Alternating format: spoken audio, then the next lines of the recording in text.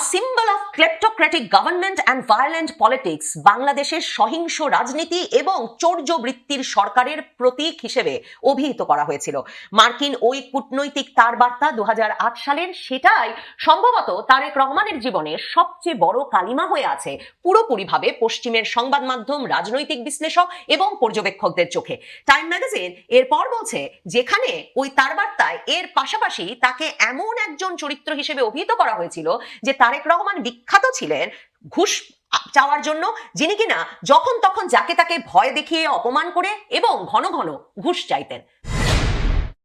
বিশ্বের সবচেয়ে প্রভাবশালী ম্যাগাজিনগুলোর একটি টাইম ম্যাগাজিন এক বিরাট নিবন্ধ ছেপেছে তারেক রহমান সম্পর্কে, এবং এটা স্পষ্ট যে টাইম ম্যাগাজিনের মতো পত্রিকার এশীয় প্রশান্ত মহাসাগরীয় অঞ্চলের senior editor Charlie Campbell Singapore থেকে এসে তারেক রহমানের সঙ্গে সাক্ষাৎ করে এই বিরাট নিবন্ধটি যে রচনা করেছেন, তার একটা মুখ্য কারণ এই যে তারেক রহমানকে বিশ্বের সঙ্গে আগামীর সম্ভাব্য প্রধানমন্ত্রী হিসেবে টাইম ম্যাগাজিন পরিচয় করিয়ে দিতে চেয়েছে। টাইম ম্যাগাজিন এটা নিয়ে কোনো রাগঢাক করে নাই, সরাসরি বলেছে যে 12 ফেব্রুয়ারির নির্বাচনে টাইম ম্যাগাজিনের মতে তারেক রহমান নির্বাচনী দৌড়ে একেবারে একজন ক্লিয়ার ফ্রন্ট রানার, মানে সুস্পষ্টভাবেই তিনি এগিয়ে আছেন। কিন্তু বিস্ময়কর ব্যাপার হচ্ছে, টাইম ম্যাগাজিন বাংলাদেশের ভাবি প্রধানমন্ত্রী হিসেবে তারেক রহমানকে পরিচয় করিয়ে দিল যে দীর্ঘ নিবন্ধে, তার শিরোনাম তারা করেছে বাংলাদেশের প্রডিগাল সান। প্রডিগাল শব্দটা তেমন ঘন ঘন ব্যবহৃত হয় বা খুব প্রচলিত তেমন নয়। প্রডিগাল শব্দটার অর্থ বুঝতে বেশ কয়েক ঘন্টা ধরে নানাভাবে ঘাটাঘাটি করে কোনোভাবেই এর কোনো ইতিবাচক কনোটেশন বা ইতিবাচক কোনোভাবে একে ব্যাখ্যা করার কোনো সুযোগ পাওয়া গেল না। প্রডিগাল অর্থ হচ্ছে এমন সন্তান পরিবারের যে কিনা পথভ্রষ্ট হয়েছে, বকে গেছে, উচ্ছৃঙ্খল হয়ে পড়েছে, বেপরোয়া হয়ে পড়েছে, এবং যে কিনা ভীষণ রেকলেসলি অমিতব্যয়ী ভাবে ব্যাপক খরচ করে। এমনকি কোথাও কোথাও বলা হচ্ছে, মানে বাইবেলে প্রডিগাল সান হচ্ছেন তারা যারা পরিবারের সম্পদ নষ্ট করতে পরিবার ছেড়ে চলে যান এবং তারপর একরকম কখনো কখনো পাপের প্রায়শ্চিত্ত করে অনুতপ্ত হয়ে বাড়ি ফিরে আসেন এবং তারপর আবার পরিবারের কাছ থেকে একটা উষ্ণ অভ্যর্থনা পান। পরিবারের সবাই তাকে আন্তরিকভাবে গ্রহণ করেন। তার মানে একটা বকে যাওয়া অমিতব্যয়ী ছেলে যে পরিবারের যেমন ইচ্ছে পয়সা করি সম্মান খরচা করে পাপের প্রায়শ্চিত্ত করে অনুতপ্ত হয়ে আবারও বাড়ি ফিরে এসেছে। তারেক রহমানকে টাইম ম্যাগাজিন সেই প্রডিগাল সান, বকে যাওয়া পুত্র হিসেবে শিরোনাম করে পরিচয় করিয়ে দিয়েছে বিশ্বের দরবারে। তারেক রহমানের সঙ্গে তার বাড়িতে, তার বাড়ির বাগানে সাক্ষাৎ করেছেন চার্লি ক্যাম্বেল, এই টাইম ম্যাগাজিনের সাংবাদিক, এবং তিনি শুরুতেই বলছেন যে তারেক রহমানের সঙ্গে তার যখন সাক্ষাৎ হয়েছে তখন তারেক রহমানের গলাটা ভেঙে এসেছে, মানে গলাটা ভাঙা, এবং তিনি লিখছেন যে তার কাছে এটা রাজনৈতিকভাবে খুব একটা ইঙ্গিতপূর্ণ ব্যাপার, আয়রনিক ব্যাপার বলে মনে হয়েছে, কারণ তিনি মনে করাচ্ছেন 17 বছর ধরে তারেক রহমানের বক্তব্য বাংলাদেশে নিষিদ্ধ ছিল যে কোনো মিডিয়ায় প্রচার করা। তারেক রহমান শুরুতেই সাংবাদিককে বলেন যে তার শরীর বাংলাদেশের আবহাওয়ার সাথে মানিয়ে নেওয়া শুরু করেছে, এবং তারেক রহমান এটাও বলেন যে তিনি কথায় খুব ভালো নন, মানে the thing is that I am not very good at talking anyway, কিন্তু আমাকে যদি কিছু একটা কাজ করতে দেওয়া হয় আমি সবচেয়ে ভালোভাবে সেটা করার চেষ্টা করি। এমন একটা ইতিবাচক অবস্থায় সাক্ষাৎকারটা শুরু হয়। সাক্ষাৎকারটা তারা নিচ্ছেন, সাক্ষাৎকারটা ঘটছে তারেক রহমানের বাগান বিলাস এবং গাঁদা ফুলে ভরা বাগানে বসে, সেটা সাংবাদিক জানান।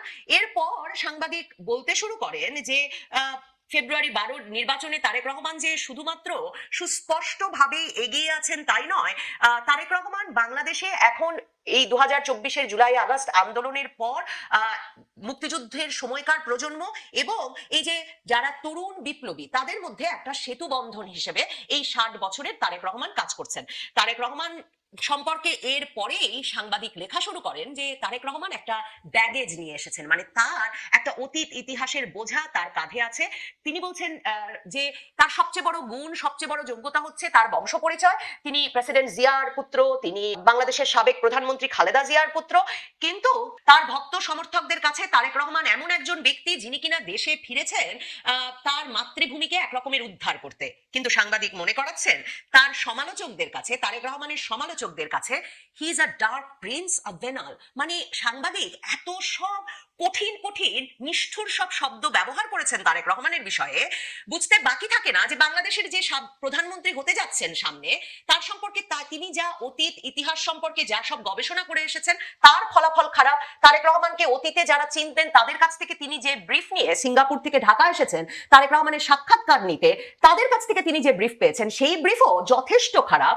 এবং বুঝতে বাকি থাকে না যে এই সাক্ষাৎকার গ্রহীতা সাংবাদিক তারেক রহমানের সঙ্গে সরাসরি মুখোমুখি সাক্ষাৎকারের পরেও তেমন ভাবে তারেক রহমানের যোগ্যতা বা গুণপনা সম্পর্কে কনভিন্সড হতে পারেন নাই। সে কারণে এসব কঠিন কঠিন শব্দ তিনি ব্যবহার করছেন যে তারেক রহমানের সমালোচকেরা তারেক রহমানকে একটা অন্ধকার জগতের রাজপুত্র, আবেনাল, দুর্নীতিগ্রস্ত ঘুষখোর হিসেবে বিবেচনা করে, যিনি কিনা ইউনিভার্সিটি পাশ করতে পারেন নাই, ইউনিভার্সিটিতে ভর্তি হয়ে পড়ালেখা ছেড়ে দিয়েছেন, ইউনিভার্সিটি ড্রপ আউট এই শব্দটা ব্যবহার করেছেন সাংবাদিক। এবং তিনি বলছেন যার একমাত্র নেতৃত্বের যোগ্যতা হচ্ছে তার জন্ম হয়েছে কোন পরিবারে সেই বিষয়টি। তবে তারেক রহমান সাংবাদিককে বলেছেন যে আমার নেতা হয়ে ওঠার বিষয়টা আমার বাবা মায়ের জন্য নয়, বরং আমার দলের নেতা কর্মী সমর্থকেরাই আমাকে আজকের জায়গায় নিয়ে এসেছে। টাইম ম্যাগাজিন এরপর বলছে যে তবে বাংলাদেশ সম্ভবত তারেক রহমানের এই মুখের কথাকে গ্রহণ করতে এখন প্রস্তুত, যে কারণে জরিপে দেখা যাচ্ছে সম্প্রতি যে 70% মানুষ তারেক রহমানের দলকে ভোট দিতে চায়, যখন প্রধান ইসলামী দল তার প্রধান প্রতিদ্বন্দ্বী জামায়াতে ইসলামীকে ভোট দিতে চায় 19% মানুষ।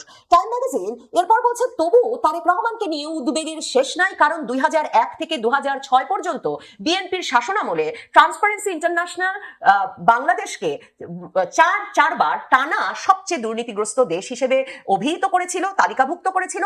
টাইম ম্যাগাজিন বলছে তারেক রহমান এ ধরনের সব অভিযোগ, দুর্নীতির অভিযোগ অস্বীকার করেছেন এবং তিনি বলেছেন যে অন্তর্বর্তীকালীন সরকার আদালতে তাকে দুর্নীতির সকল অভিযোগ থেকে মুক্তি দিয়েছেন, সকল অভিযোগ খারিজ হয়ে গেছে। তারপর সাংবাদিক বলছেন যে তারেক রহমান নানা রকম নীতিগত একটা পরিবর্তন ঘটিয়ে ফেলবেন এমন সব প্রতিশ্রুতি নিয়ে বাংলাদেশে ফিরেছেন এবং নানা রকম ফ্যাক্টস অ্যান্ড ফিগার্স মানে তথ্য উপাত্তের ভিত্তিতে নেওয়া বিভিন্ন সিদ্ধান্তের কথা জানাচ্ছেন। তিনি বলছেন 12,000 মাইল খাল খনন করবেন, তিনি বলছেন 50 মিলিয়ন গাছ লাগাবেন, তিনি বলছেন 50টা নতুন সবুজ এলাকা তৈরি করবেন ঢাকায়।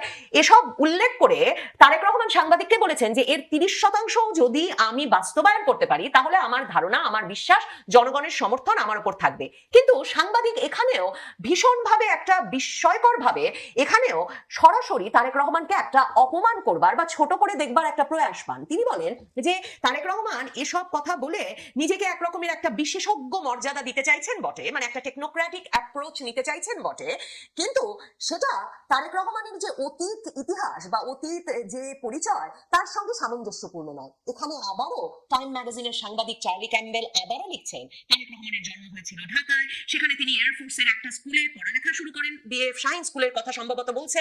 এরপর তিনি মিড 1980s-এ 80-র দশকের মাঝামাঝি সময়ে ঢাকা ইউনিভার্সিটিতে ভর্তি হন বটে, কিন্তু তিনি আন্তর্জাতিক সম্পর্ক বিভাগে ওই ডিগ্রিটা কমপ্লিট করেন না, দ্বিতীয় বর্ষেই তিনি তার পড়ালেখা ছেড়ে দেন। মানে ওই যে ইউনিভার্সিটি ড্রপ আউটের বিষয়টি, একজন ইউনিভার্সিটি ড্রপ আউট যিনি তার শিক্ষা জীবনে লেগে থাকতে পারেননি এবং শেষ করতে পারেননি, সেই ব্যক্তিটি বাংলাদেশের সম্ভাব্য ভাবী প্রধানমন্ত্রী হতে যাচ্ছেন, সেটা সম্ভবত টাইম ম্যাগাজিনের এই সাংবাদিক কিছুতেই গ্রহণ করতে পারছেন না।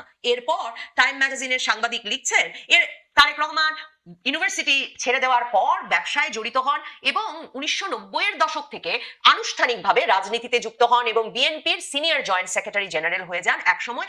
কিন্তু এবং পার্টির ভেতরে তিনি একটা সময় ক্ষমতার ভাগাভাগি করবার প্রধান ব্যক্তিতে পরিণত হয়, যাকে ভীষণভাবে করাপশন, দুর্নীতি এবং প্রশাসনে নাক গলানোর জন্য অভিযুক্ত করা হয়। এখানে এসে টাইম ম্যাগাজিন আর কোনো রাগঢাক না রেখে সরাসরি বলছেন তারেক রহমান একটা বিরাট অংশের বাংলাদেশিদের কাছে এখনো খাম্বা তারেক নামে পরিচিত, যেখানে তার বিরুদ্ধে এমন অভিযোগ আনা হয় যে তিনি বাংলাদেশে হাজার হাজার ইলেকট্রিসিটি পোল লাগিয়েছিলেন, বিদ্যুতের খাম্বা লাগিয়েছিলেন, কিন্তু সেই খাম্বাগুলোর সঙ্গে বিদ্যুতের লাইন কখনো যুক্ত করেন নাই এবং বিপুল পরিমাণ অর্থ আত্মসাৎ করেছিলেন। টাইম ম্যাগাজিন বলছেন যে তারেক রহমান এসব অভিযোগ অস্বীকার করেন বটে, কিন্তু 2008 সালের মার্কিন কূটনৈতিকদের একটি তার বার্তায় সরাসরি তারেক রহমানকে a symbol of kleptocratic government government and violent politics বাংলাদেশের সহিংস রাজনীতি এবং চৌর্যবৃত্তির সরকারের প্রতীক হিসেবে অভিহিত করা হয়েছিল।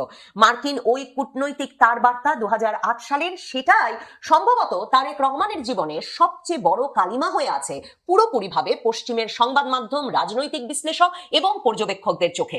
টাইম ম্যাগাজিন এরপর বলছে, যেখানে ওই তার বার্তায় এর পাশাপাশি তাকে এমন একজন চরিত্র হিসেবে অভিহিত করা হয়েছিল যে তারেক রহমান বিখ্যাত ছিলেন ঘুষ চাওয়ার জন্য, যিনি কিনা যখন তখন যাকে তাকে ভয় দেখিয়ে অপমান করে এবং ঘন ঘন ঘুষ চাইতেন। মানে একটা ঘুষখোর চৌর্যবৃত্তির সরকারের দুর্নীতি এবং সহিংসতার কেন্দ্রীয় চরিত্র হিসেবে তারেক রহমানকে যে মার্কিন কূটনীতিকরা পরিচয় করিয়ে দিয়েছিলেন তাদের গোপন তার বার্তায়, সেই বোঝাটা সম্ভবত এখনো তারেক রহমান ঘাট থেকে নামাতে পারেননি। টাইম ম্যাগাজিনে তার সাক্ষাৎকারটি বা তার বিষয়ে এই দীর্ঘ নিবন্ধটি সে কারণে সম্ভবত এমন একটা অপমানজনক এবং নেতিবাচক চেহারা পেয়েছে। টাইম ম্যাগাজিনের সাংবাদিকের পর লিখেছেন যে 2007 সালের 1-11 সরকারের সময় বিপুল পরিমাণ জনগণের অর্থ লুটপাট, অর্থ পাচার, আওয়ামী লীগের জনসভায় গ্রেনেড হামলা পরিকল্পনায়, এসব অভিযোগে তাকে গ্রেফতার করা হয় এবং তিনি ভয়াবহ নির্যাতনের শিকার হন। তারেক রহমান টাইম ম্যাগাজিনের সাংবাদিককে বলেছেন, এখনো মাঝে মাঝেই শীতকালে তার পেছনে ব্যথা করে, পিঠে ব্যথা করে, এবং তিনি বলেছেন, তারেক রহমান বলেছেন যে এই ব্যথাকে তিনি তার এক রকমের দায়িত্ববোধ হিসেবে দেখেন, যে দায়িত্ববোধ রয়েছে তার জনগণের প্রতি। এবং তারপর তিনি সাংবাদিককে তার আরেকটা ফেভারিট ফিল্ম স্পাইডারম্যান থেকে একটা উদ্ধৃতি দেন। সেই উদ্ধৃতিটা দিয়েই টাইম ম্যাগাজিনের সাক্ষাৎকারটা শেষ হয়েছে। উদ্ধৃতিটা হচ্ছে, তারেক রহমান বলছেন, with great power comes great responsibility. বড় ক্ষমতার সাথে বড় দায়িত্বও আসে। এবং তারেক রহমান সাংবাদিককে বলেছেন, টাইম ম্যাগাজিনকে বলেছেন, তিনি